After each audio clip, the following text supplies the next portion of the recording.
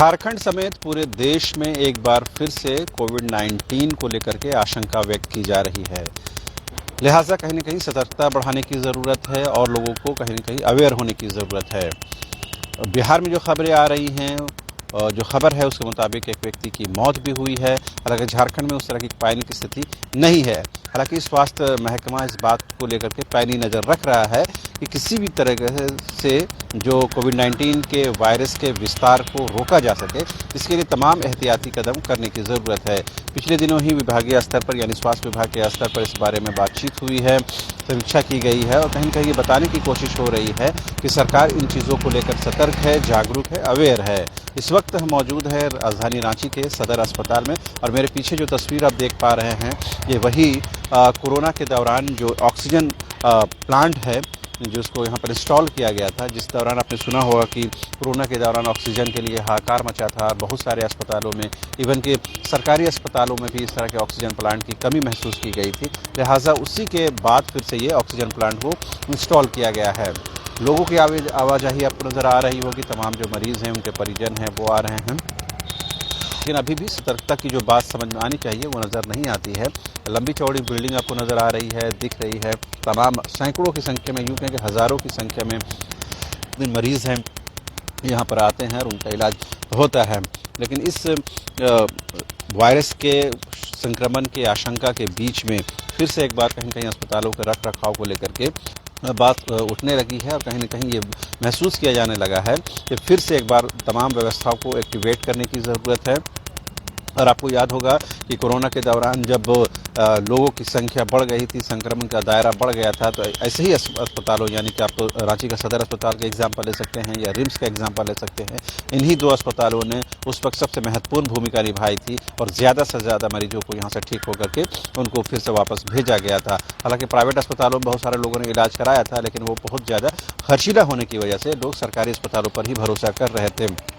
और उस वक्त सरकारों ने भी इस बात को महसूस किया है कि सरकारी स्वास्थ्य महकमे को या सरकारी स्वास्थ्य संस्थानों को और बेहतर बनाने के तहत ज़रूरी है। इसी के तहत ऐसे ऑक्सीजन प्लांट को लगाया गया, इंस्टॉल किया गया। बहुत सारे जो ग्रामीण क्षेत्र के अस्पताल थे, जो चिकित्सालय थे या पीएससी थे या सीएससी थे, वहाँ पर ऐसे इंस्टॉल किए गए ऐसे ऑक्सीजन प्लांट, ताकि जब ज़रूरत पड़े तो उनको फिर से इस्तेमाल किया जा सके। और एक बार जब फिर से कोविड-19 के संक्रमण की बात सामने आ रही है, ऐसे में इस तरह के ऑक्सीजन का प्लांट का होना कहीं न कहीं आपको मजबूती देता है, कहीं न कहीं आपको आत्मविश्वास से भरता है कि अगर आपको ज़रूरत होगी तो सरकारी अस्पतालों में भी आपको ऑक्सीजन आसानी के साथ मिल जाएंगे, सुलभ हो जाएंगे। लिहाजा उसके लिए किसी तरह की कोई आपको मशक्क़त करने की ज़रूरत पेश नहीं आएगी।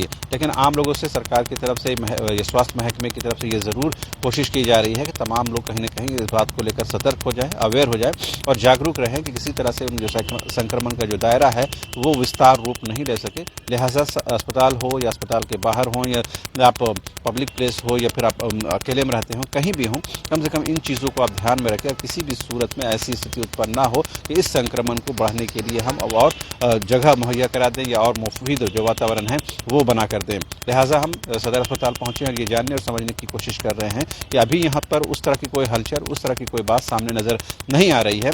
लेकिन विभाग के स्तर पर, डिपार्टमेंट के स्तर पर इस बात की ज़रूर चर्चा है, ज़रूर वहाँ पर बातचीत हो रही है कि अगर ये इस तरह के संक्रमण का दायरा, जिस तरह से आशंका व्यक्त की जा रही है, अगर ये बढ़ता है तो उसको रोका किस तरह से जाएगा, लोगों को किस तरह से सुविधाएं उपलब्ध कराई जाएंगी, अस्पतालों को किस तरह से और एक्टिवेट करने की ज़रूरत है, चाहे सरकारी अस्पताल हों या प्राइवेट अस्पतालों को किस तरह से सेवा ली जा सकती है, इन तमाम चीज़ों को देखने की ज़रूरत है।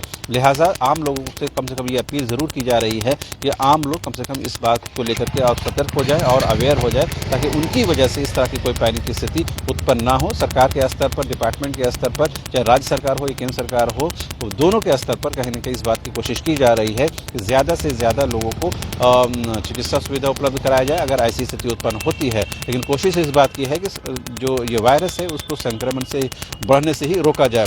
खास बात और खुशी की बात यह है कि मैक्सिमम लोगों ने कोविड-19 का जो टीका है, यानी डोज जो है पहला हो या दूसरा हो, डोज कंप्लीट कर लिया है। बहुत सारे लोगों ने नहीं लिया है, वो कहीं न कहीं इस बात को लेकर के अब सशंकित है कि उनको भी अब ले लेना चाहिए, लेकिन मैक्सिमम लोगों ने ले लिया है। लिहाजा एक राहत की खबर ये है कि अगर इस वायरस का विस्तार होता है तो कहीं न कहीं बॉडी हमारी इस तरह से ऑलरेडी एडजस्ट कर चुकी है, या उस तरह से उसमें तत्व मौजूद हैं जो उस तरह की बीमारी को, उस तरह के जो वायरस से लड़ सके, उस पर वो क्षमता उपलब्ध है।